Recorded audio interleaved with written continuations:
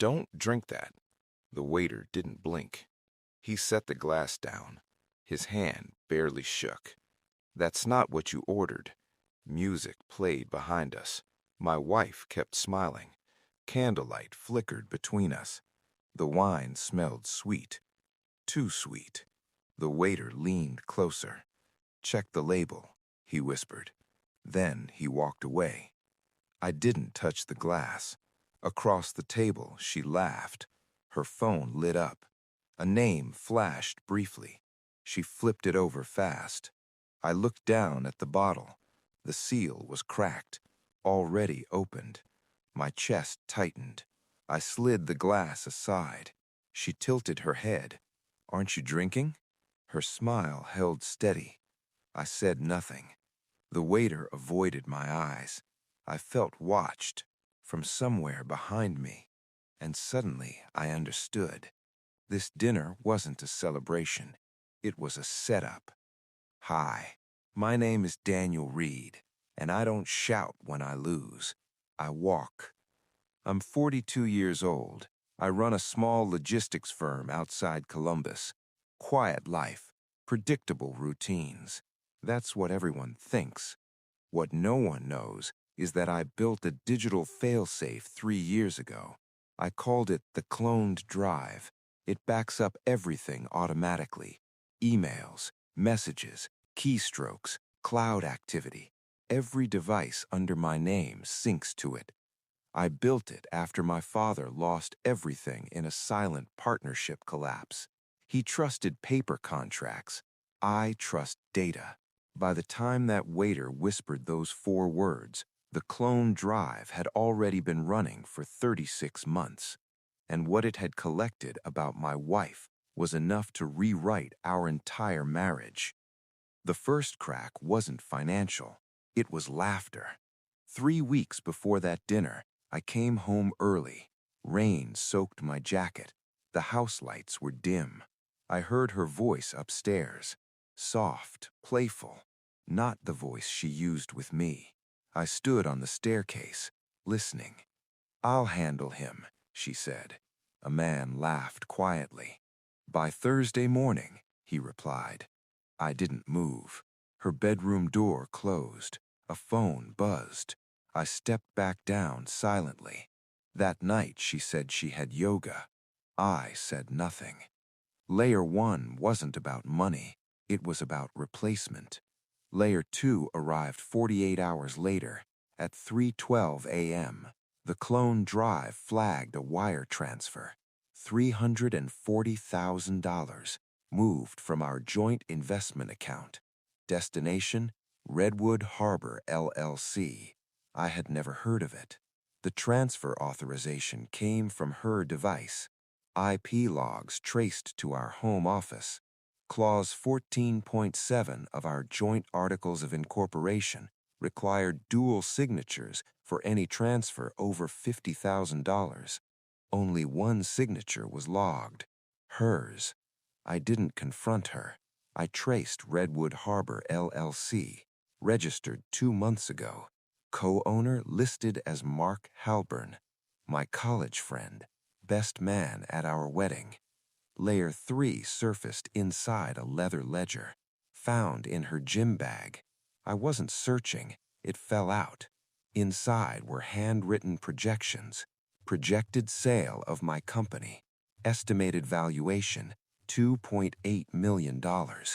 Margin notes read, "After divorce settlement," and below that, "He won't see it coming." But what they did not know was that I had already updated my will 18 months earlier, removed her as beneficiary, moved 62% of my company shares into a protected trust under my sole authority. That was before I ever suspected betrayal. Call it instinct, call it history repeating. Layer 4 was the hardest, systemic. I scheduled a routine medical checkup 2 weeks prior to the dinner. Standard blood panel. The nurse paused, asked about medications. I listed none. She frowned. "Your records show mild sedatives prescribed. Prescribed by Dr. Levin, our family physician. authorization form signed by my wife under power of attorney. I had never granted one. I requested copies, notary sealed, dated 6 months earlier, forged. Within 24 hours, I scanned everything into the clone drive. If you have ever trusted someone completely, you will understand what I felt next. I didn't break anything. I didn't yell. I logged. I mapped. I verified. Then I began moving. I froze our joint account quietly, called the bank's fraud division, cited unauthorized transfer. They flagged $340,000 pending investigation. I moved remaining assets into a protected account under my trust, updated beneficiary designations, filed pre-divorce documentation with my attorney's sister, Claire. She didn't ask questions. She read the files. Then she looked at me once. "Do you want this clean?" she asked. "Yes." She nodded. We drafted an emergency asset freeze order, engaged a forensic financial consultant named Harris Coleman. He traced Redwood Harbor LLC to a pending acquisition offer, my company.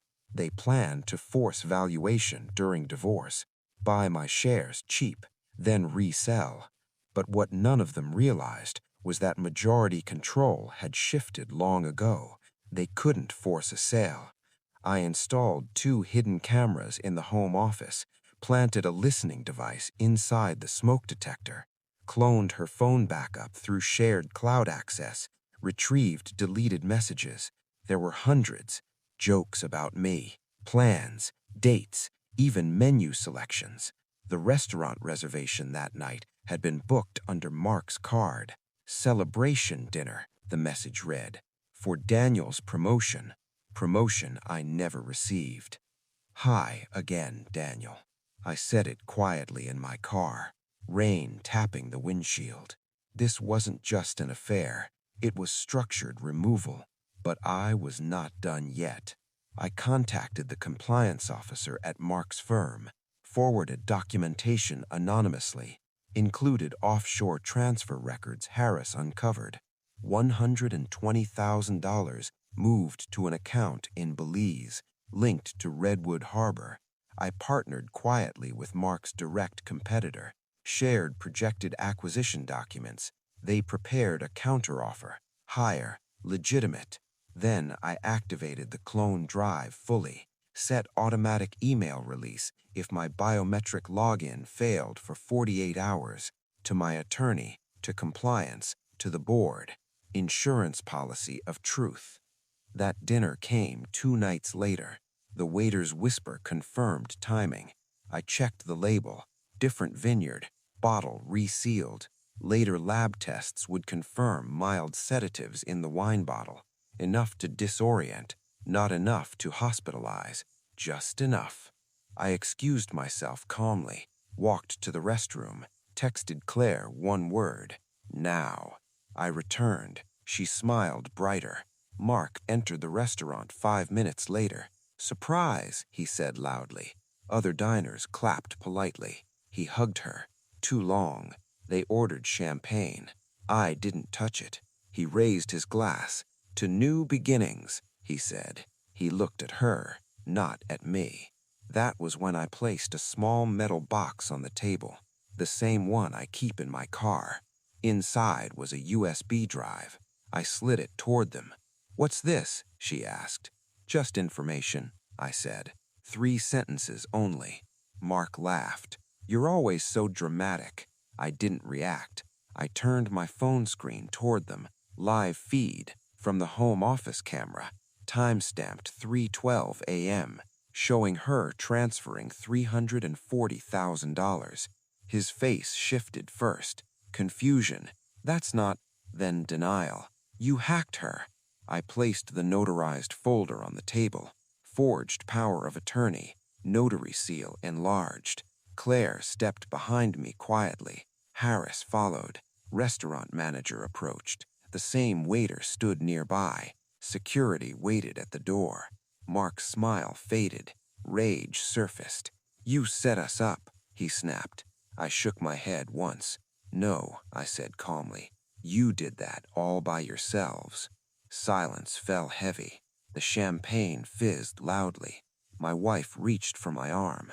I stepped back. The waiter's earlier whisper echoed. Don't drink that. Full circle. The lab report printed inside the folder confirmed sedatives in the wine bottle. Security escorted Mark outside when he raised his voice. Claire handed my wife divorce papers, pre-filed, asset freeze active. Compliance officers contacted Mark within the hour. By Thursday morning, his firm suspended him.